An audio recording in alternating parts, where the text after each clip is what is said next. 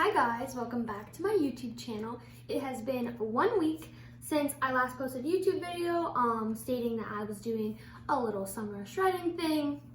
And so far, if you watched my last one, you know that at the beginning I'm going to do like substitutions, modifications, like a little bit of tweaking, and not actually like tracking my macros or anything like in MyFitnessPal or like meal prepping, anything like that. I'm going to do that probably coming into March. I'll start actually tracking, but for the end of February, I'm just going to focus on substitutions and just making like minimal changes at the beginning and just focusing on at least cutting out 250 calories. So I'm still in a caloric deficit, but not like making me go like crazy on like a diet type of like mindset, if that makes sense. I'm someone that I did 2 cuts before and were very successful and I lost like the weight I wanted to. It's just the way I did it before was I tracked macros because I think it's the most accurate, and that's fine and everything, and I still think that, but it led me to have like a more like food focused like approach, and I didn't really like that. So I know for me, I know that now I think what's best for me is to do substitutions and modifications and go kind of like slow into like the diet and then kind of progress and get more in depth into like the diet and lose more weight as I go on and progress, rather than just jump into it all at once. But that's for me. So if you're someone that's like me that needs, you know, just to like slowly go into it and just make some tweaks at the beginning and then kind of dive deeper into dieting, then I would suggest doing the same thing.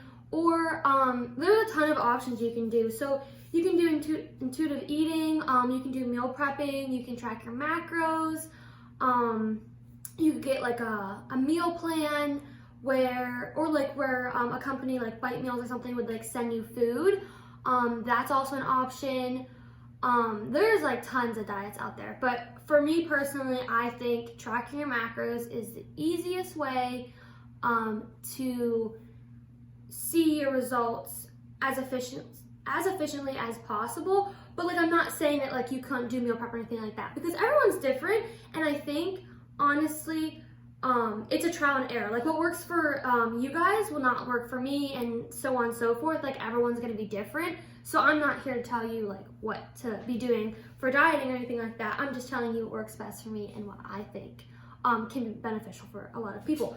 But yeah, so like for example, like if you're someone that is works like really long hours or has a hard time preparing meals and snacks a lot while like making a meal and adding calories into your day without knowing that you're really adding them.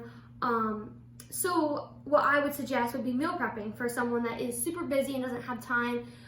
When you're at lunch, instead of like going to get takeout or something like that, you just have the meal already ready with you at lunch. You can just heat it up at work, or if you come home, however you do that. And then for dinner, when you come home, it's already made, so you're not like, since you're gonna be so hungry, you're not gonna be like snacking around or be like, you know what, I don't feel like making food, I'm just gonna eat out. And then you might choose something that's more dense in calories than something that would have been lower if prepared before, if that makes sense. And then you can do where you eat in like a window where, you know, you eat from like 12 to 6, which is fine. That's great for people that like to do that, or like to have not a lot of meals throughout the day, and they just like to have like a large volume of food in a short period of time to fill them up, which is fine for them. The only thing with that is that some people get caught up thinking like, okay, I can just eat, you know, just 12 to 6 and it's gonna be fine, I can eat whatever I want in there. Not true. You can still be not in a caloric deficit and eating too much between 12 and 6. So like, you have to make sure, like, yes, it's nice to cut out, you know, some snacks you already had before, or snacks at night that you know, wanted to cut out, and you can have that willpower to shut off at like, say, 6 o'clock. But you have to make sure that the meals you're having in between that window are still making you in a caloric deficit in order to lose weight, if that makes sense. If weight loss is your goal, of course, at the end of the day. But yeah, to kind of wrap up the dieting thing all in a whole, that is what I'm doing. It's just substitutions, modifications, a little bit of tweaking. Gonna get into tracking my macros here soon. those are other suggestions for what you could do for dieting. But yeah, so this past week, like, it was fine. I mean, I didn't get crazy with it. I made sure, you know, to reach 10,000 steps each day. We walk Poppy at least twice a day, so that helps a lot. And then I, you know, did my 6 days of my hypertrophy program. Went really good. But like for like nutrition wise, I didn't really change anything crazy. I just made sure that if I was having like the carb choices, I made sure that I wasn't, you know, having something made with like a crap ton of oil or like butter or something, sticking to like rice or like a baked potato, something an easy to digest carb, nothing like crazy, nothing high in sodium. Made sure to try to get as much water as possible, even though like water for me is so hard to consume. I don't know what it is, but for people that have the same problem, I get the little Propel packets and I put them in my water, so then it makes me actually drink the water, because I'm like, oh, it doesn't taste just like plain water. So that's something that you struggle with too. I suggest getting like little Propel packets. It is cheaper than just buying like a whole like case of Propel water. So yeah, you could think about doing that. But yeah, other than that, like the week 1 went good. I fluctuated a lot with my weight throughout the week. I'm only gonna weigh myself twice each week. Once on Monday and once on Thursday. Just so, because if you weigh yourself every day, there's gonna be so many fluctuations with your weight that it could kind of throw you off mentally, and also it's just not gonna be as efficient to weigh yourself every day. You can, it's not a problem. I just think, like, if you're someone who can understand the fluctuations and understand that your weight's gonna change no matter what you're really doing, it's just, because, I mean, it would really be hard to have it clockwork to be like that. It's not gonna be linear, like where you're constantly going down. Everything's gonna fluctuate based on what you ate and water intake and all that stuff. So, yeah, so I would suggest just doing it, you know, twice a week, once a week, 3 times, but just don't, you know, obsess over every single day. But you can, don't get me wrong, you can do that. I just think mentally that can be triggering to some people. So yeah, that's what I'm gonna say with that. But yeah, other than that, week 1 went good. Don't get me wrong, though, it's like fluctuated the whole week, and it's probably sitting around like 135, 136, and you're probably like, that went up, you're not losing weight. And I know, it honestly, like the high sodium levels this past week, the low water intake, the just understanding weight fluctuation, stuff like that, I'm not going to beat myself up about it, and you guys shouldn't either.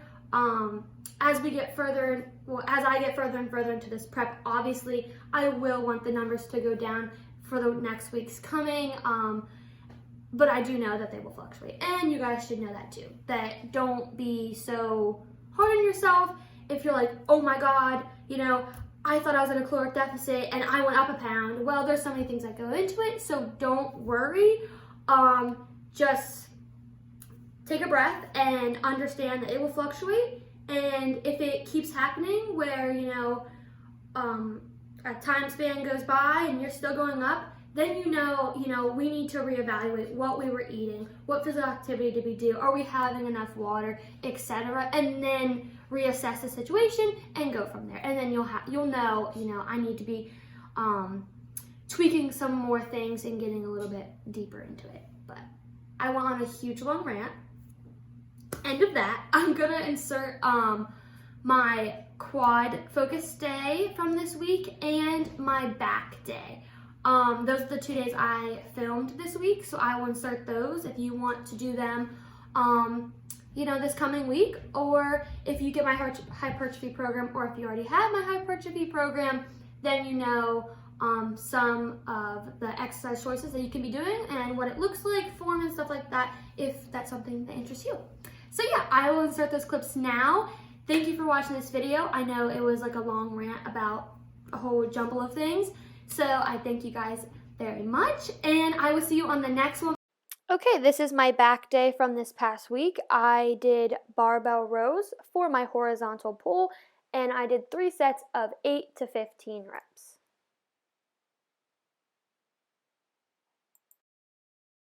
Okay, next up is another horizontal pull.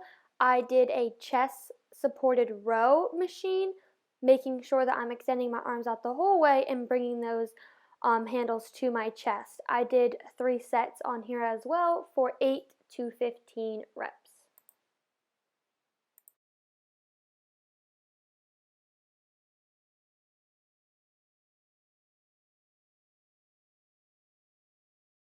Next up is pull-ups. I did assisted pull-ups for my vertical pull.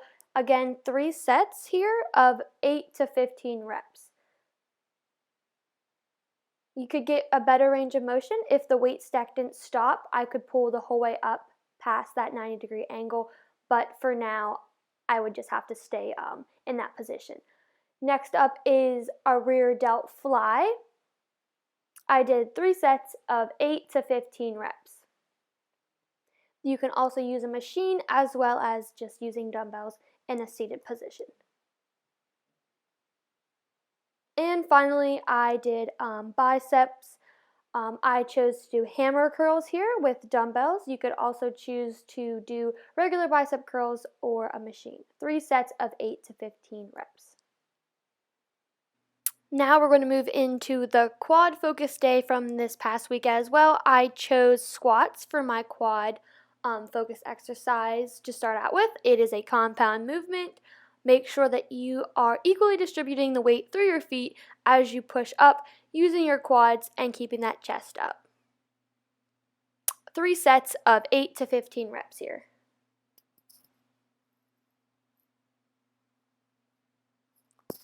Our next exercise is going to be a machine hip thrust for the glute focused isolated exercise.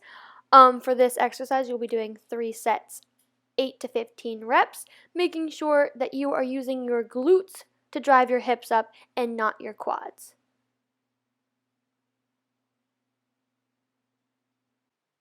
Next, for a quad focused exercise, I chose rear foot elevated split squats. 3 sets here, 8 to 15 reps, making sure we're doing that for each leg. The further you lean forward, the more it's going to be on your glutes. And finally, I ended with lying hamstring curls, 3 sets of 8 to 15 reps. I did not film the abs and calves that I did here, but that is what I finished off the exercise with. And thank you for watching this video. Have a great rest of your day, guys.